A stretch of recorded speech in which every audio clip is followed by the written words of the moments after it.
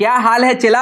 आज हम लोग क्लास 10 के मैथ का पहला चैप्टर वास्तविक संख्या यानी कि रियल नंबर के बेसिक में चला रियल नंबर के बेसिक में हम लोग आज यूक्लिड का भाग लेमा जिसको विभाजन प्रमेयिका भी कहा जाता है और इसी को भाग एल्गोरिदम भी कहा जाता है, इसी के बारे में पढ़ेंगे चला। बहुत ही बेसिक से बहुत ही बारीकी लेवल से बताऊंगा चला हर एक बात को, ताकि आप सभी मैथ का एक्सपर्ट हो जाओ चला। पिछली क्लास में हम लोगों ने विरोधाभास द्वारा प्रमाण यानी कि प्रूफ बाय कॉन्ट्राडिक्शन के बारे में बहुत ही बेसिक लेवल से बहुत ही बारीकी से हर एक चीज को मैंने बताया है चला।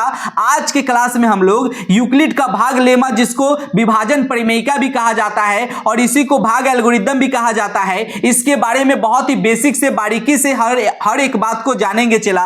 तो वीडियो में बने रहे चला। जानते हो चला, यदि कोई दो धनात्मक पूर्णांक a और b होगा, मान लो कि कोई दो धनात्मक पूर्णांक a और b होगा, तो हम जब b से a में भागा देंगे तो हमें q यानी कि भागफल q प्राप्त होगा और रिमाइंडर यानी कि r शेषफल प्राप्त होगा। तो जहां पे r जो होता है चला हमेशा जीरो बचता है, नहीं तो जीरो से बड़ा बचेगा लेकिन b से छोटा यानी भाजक से छोटा बचेगा। शेषफल हमेशा भाजक से छोटा बचता है, या तो जीरो बचेगा पूरा पूरा कट जाएगा तो जीरो बचेगा, नहीं तो भाजक से हमेशा छोटा बचेगा। भाजक से बड़ा बचेगा तो फिर से भागा लग जाएगा, यानी भाजक से छोटा बचेगा शेषफल। कहने का मतलब है कि शेषफल हमेशा भाजक से छोटा बचता है। और यहां पे ध्यान दीजिएगा चला, यहां ध्यान दीजिएगा, r जो होगा जिसके बारे में चर्चा करते हैं उसको बीच में लिखते हैं। तो r जो होगा, r यानी कि रिमाइंडर जो होगा, शेषफल जो होगा, ये जीरो के बराबर हो सकता है लेकिन जीरो से बड़ा भी हो सकता है, लेकिन b से हमेशा भाजक से हमेशा छोटा बचेगा। जिनने नोक उनने छोट और जिनने मुंह खुला हुआ रहता है उनने बड़ा रहता है। और इसके बराबर भी है मतलब जीरो के बराबर भी हो सकता है और जीरो से बड़ा भी हो सकता है, लेकिन b से छोटा होगा। किसी को कोई डाउट है क्या यहां तक समझने में? डाउट नहीं है चला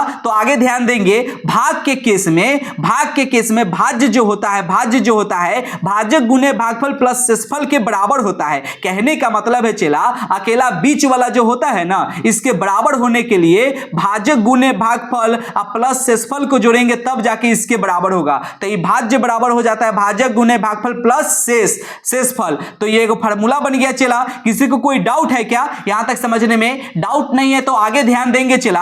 आगे ध्यान देंगे, भाग के केस में यहां पे अगर b भाजक बराबर b है और भाज्य बराबर a है और यहां पे भागफल बराबर q है और r जो है ये शेषफल है, तो हम ऐसे समझ सकते हैं चला कि अगर हमें 2 से 9 में भागा देना रहेगा तो जय बार में भागा देंगे उसको कहेंगे भागफल यानी कि क्वाड्रिएंट, जितना बच जाएगा भाग देने के बाद उसको कहेंगे शेषफल यानी कि रिमाइंडर। तो हम ऐसे भी कह सकते हैं कि भाज्य के बराबर होने के लिए भाजक गुने भागफल प्लस शेषफल को आपस में जोड़ना पड़ेगा। तो इसके बराबर आ जाएगा, जैसे 2 चौके 8 है, 1 को जोड़ देंगे तो 9 भाज्य के बराबर नहीं हो गया।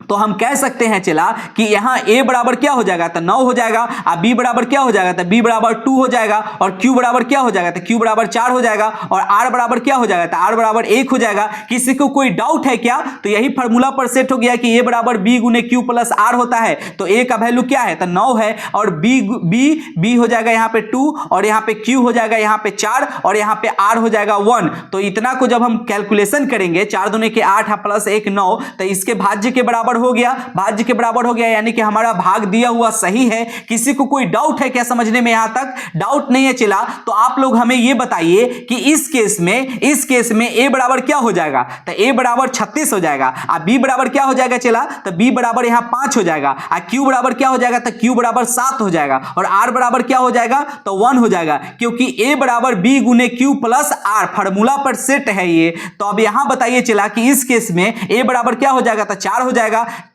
और b बराबर क्या हो जाएगा तो 19 हो जाएगा। भाजक जो है भाज्य से बड़ा है तो भाग लगबे नहीं करेगा, या मतलब 0 बार में भाग लगेगा तो q बराबर क्या हो जाएगा तो q बराबर 0 हो जाएगा, और जैसे ही गुना होगा तो ये 0 हो जाएगा, और यहाँ प्लस r बराबर क्या हो जाएगा 4 हो जाएगा। तो ये 4 जुटेगा 0 में, तो 0 में 4 जुटेगा तो 4 हो जाएगा, यानी कि भाज्य के बराबर हो गया। कोई डाउट है क्या किसी को? अब यहाँ पे ध्यान दीजिएगा चला, इस केस में a बराबर क्या हो जाएगा 81 हो जाएगा, और बी बराबर क्या हो जाएगा, तो बी के जगह पर कौन है, तो 3 है, तो 3 हो जाएगा। क्यू बराबर क्या हो जाएगा, तो क्यू बराबर 27 हो जाएगा, क्योंकि क्यू के जगह पर कौन है, तो 27 है। और आर बराबर क्या हो जाएगा, तो 0 हो जाएगा। जानते हो चला आर बराबर 0 कब बचा होगा, जब भागा पूरा पूरा लग गया होगा। यहां पे प्रत्येक आर जो है बी से छोटा होता है, अर्थात शेषफल हमेशा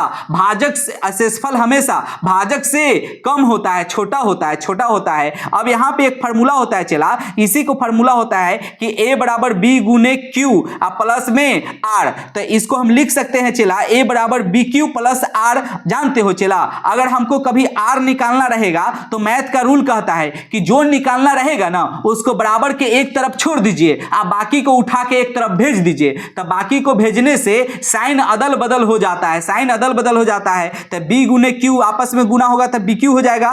किसी भी संख्या के आगे कुछों का चिन्ह नहीं तो प्लस का चिन्ह छिपा हुआ रहता है, तो ये bq को कहेंगे कि जाओ उधर, तो ये टेढ़ियाएगा कि हम नहीं जाएंगे, जाएंगे तो साइने बदल जाएंगे, तो ये साइन बदल जाएगा, तो इसको भेजेंगे तो ये साइन बदल जाएगा, माइनस में हो जाएगा, पहले प्लस में था तो अब माइनस में हो जाएगा। किसी भी संख्या के आगे कुछों का चिन्ह नहीं तो प्लस का चिन्ह छिपा हुआ रहता है चला, तो ये माइनस में हो जाएगा। तो आर हमको इधर बच गया, बराबर के इधर में क्या बच गया, तो बराबर के इधर में ये चला गया, तो ये हमको आर बच गया। ए चला यूक्लिड का भाग लेमा जो होता है, यूक्लिड का भाग लेमा को ही हम भाग एल्गोरिदम भी कहते हैं, यानी कि a बराबर b गुने q प्लस r, जहां r जो होता है 0 के बराबर या 0 से बड़ा और b से हमेशा छोटा होता है, इसी को हम यूक्लिड का भाग लेमा यानी कि भाग एल्गोरिदम भी कहते हैं। चला किसी को कोई डाउट है कि यहां तक समझने में? डाउट नहीं है तो आज की सेवा यहीं पे समाप्त करते हैं, मिलते हैं अगले वीडियो में, तब तक के लिए टेक केयर, बाय बाय।